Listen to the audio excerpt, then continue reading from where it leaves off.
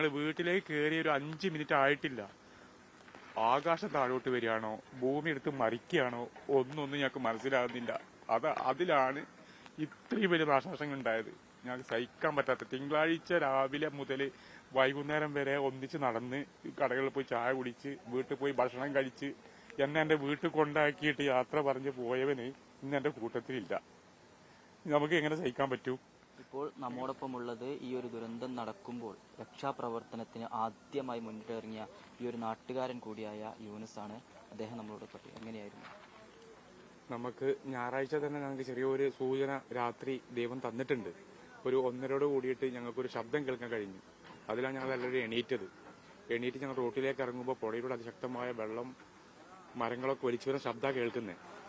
ഞങ്ങൾ തൽക്കാലം റോട്ടിലേക്ക് ഇറങ്ങി നോക്കി പേടിച്ച് വീണ്ടും അകത്തേക്കിനെ കയറി ഒരു 10-15 കൂടെ ശാന്തമായി. പിന്നെ തിങ്കളാഴ്ച രാവിലെ എണീറ്റ് നോക്കുമ്പോഴാണ് അവിടെ ഇവിടെയൊക്കെ ചെറിയ പൊട്ടൽ നടന്നിട്ടുണ്ട്. ചെറിയ തോതിൽ അത് മനസ്സിലായി രാവിലെ എണീറ്റപ്പോൾ.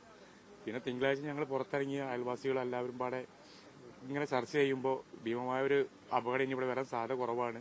നമ്മുടെ നാട്ടു ഗ്രൂപ്പിലെല്ലാം മുതിർന്ന ആൾക്കാർ പറഞ്ഞു, നിങ്ങൾ ആരും ഭയപ്പെടരുത്, അങ്ങനത്തെ ഒരു പ്രയാസങ്ങളൊന്നും ഇവിടെ ഉണ്ടാവില്ല. മഴ പെയ്യുമ്പോൾ കലങ്ങിയ വെള്ളം വരുന്നത് പേടിക്കരുത്. നമ്മുടെ ഒരുപാട് ആൾക്കാർ ഗൾഫിലുണ്ട്, ആ പ്രവാസികൾ നിങ്ങൾ ഭയപ്പെടുത്തരുത്, ഇവിടെ പൊട്ടാൻ സാധ്യതയില്ല. മഴ പെയ്യുമ്പോൾ സാധാരണ പുഴയിൽ വെള്ളം സാധാരണ എന്ന് പറഞ്ഞാൽ ഞങ്ങൾക്കൊരു ധൈര്യം വന്നു. പിന്നെ ഞങ്ങൾ തിങ്കളാഴ്ച മൊത്തത്തിലെല്ലാം കണ്ടുപോയി. ഒപ്പം തിങ്കളാഴ്ച ഇത് കാണാൻ വന്നവർ വരെ ഞങ്ങളെ കൂട്ടത്തിലൊന്നും ഇല്ല.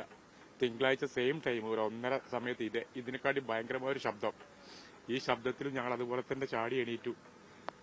പിന്നെ ഞങ്ങൾക്കൊന്നും മനസ്സിലാവും. ഞങ്ങൾ റോഡിലിറങ്ങി, ഞങ്ങൾ ആണുങ്ങൾ മാത്രം, പെണ്ണുങ്ങളൊക്കെ വീട്ടിലുള്ളത് കരയുക, ആണുങ്ങൾ മാത്രം റോഡിലേക്ക് ഇറങ്ങി. ഒരു 100 മീറ്റർ താഴോട്ട് ഞങ്ങൾക്ക് വരാൻ കഴിഞ്ഞു.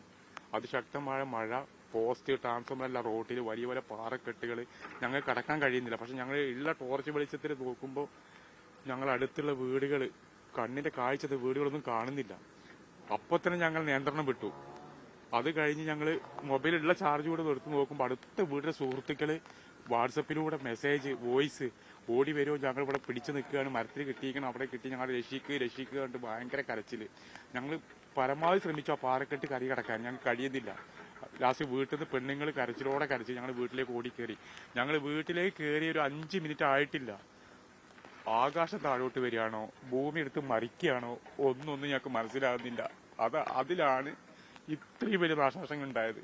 ഞങ്ങൾക്ക് സഹിക്കാൻ പറ്റാത്ത. തിങ്കളാഴ്ച രാവിലെ മുതൽ വൈകുന്നേരം വരെ ഒന്നിച്ച് നടന്ന് കടകളിൽ പോയി ചായ കുടിച്ച് വീട്ടിൽ പോയി ഭക്ഷണം കഴിച്ച് എന്നെ വീട്ടിൽ കൊണ്ടാക്കിയിട്ട് യാത്ര പറഞ്ഞ് പോയവന് ഇന്ന് എന്റെ കൂട്ടത്തിലില്ല.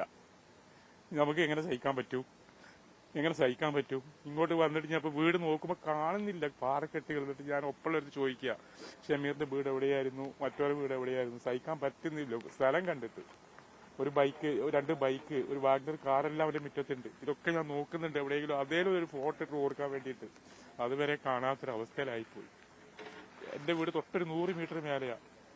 അങ്ങോട്ട് പോയി നോക്കുമ്പോൾ ഞാൻ ഇങ്ങനെ ചിന്തിക്കുക, 10ാം ക്ലാസ് പഠിക്കുന്ന മക്കൾ, എനിക്ക് മാത്രമല്ല അവിടെ 10-20 വീട് ബാക്കിയായിട്ടുണ്ട്. 3 വയസ്സുള്ള കുട്ടി, പ്രായം ചെന്ന 10-85 വയസ്സുള്ള വാപ്പ, ഇവരൊക്കെ ഞാൻ ഇനി എവിടെ കൊണ്ടുപോയി നോക്കും? അത് മാത്രമല്ല എന്റെ ഈ പ്രിയ സഹോദരൻ ഷമീറിനൊക്കെ മറവ് ചെയ്തിട്ടുള്ളത് മേപ്പടിക്കപ്പുറം. നമുക്ക് ആഴ്ചയിലൊക്കെ ഒരു ദിവസം പ്രാർത്ഥന ദിവസം അവന്റെ അടുത്തൊന്ന് പോയിട്ട് അവനിക്ക് വേണ്ടി പ്രാർത്ഥിക്കണം. ഇവിടുന്ന് എങ്ങനെ പോകാൻ കഴിയും? ഇവിടെ നിൽക്കാൻ കഴിയോ? എനിക്കൊന്നേ പറയാനുള്ളൂ മാധ്യമക്കാരുടെ അടുത്ത് അല്ലെങ്കിൽ മീഡിയക്കാരുടെ അടുത്ത്, ഇവിടെ ഉള്ളവർക്ക് എത്രയും പെട്ടെന്ന് അവർക്ക് വേണ്ടി പ്രാർത്ഥിക്കാൻ വേണ്ടിയിട്ട്, മക്കളെ പഠിത്തത്തിന്, പ്രായം ചെന്നവരുടെ ചികിത്സയ്ക്ക് വേണ്ടിയിട്ട് എന്തെങ്കിലും സംവിധാനം എത്രയും പെട്ടെന്ന് ചെയ്തു കൊടുക്കാൻ പറ്റും. പ്രയാസമാണെന്ന് അറിയാം. എന്താ വെച്ചാൽ ചെറിയ പൊട്ടൊന്നുമില്ല, ഒരുപാട് വൻ ദുരന്തം നടന്നിട്ടുള്ളത്. കുറച്ചാളുകൾ സംരക്ഷിച്ചാൽ പോരാ. സർക്കാരിനാണെങ്കിൽ പരിമിതികളുണ്ട്. പക്ഷെ എവിടുന്നെങ്കിലും എന്തെല്ലാം ചെയ്തിട്ടും എത്രയും പെട്ടെന്ന് മിതമായ ഒരു മഴ ചോരാത്ത അല്ലെങ്കിൽ വെയിൽ കൊള്ളാത്ത വാപ്പാനും ഉമ്മാനും മക്കളെയും സംരക്ഷിക്കാൻ പറ്റിയ ചെറിയൊരു കുടിലെങ്കിൽ കുടില് എത്രയും പെട്ടെന്ന് എല്ലാവർക്കും ചെയ്തു കൊടുക്കാൻ ഒരു അപേക്ഷയാണ്. ആ ശ്രദ്ധ മീഡിയക്കാർ അധികാരികളെ ബോധിപ്പിക്കുമെന്ന് ഞാൻ പ്രതീക്ഷിക്കുന്നു.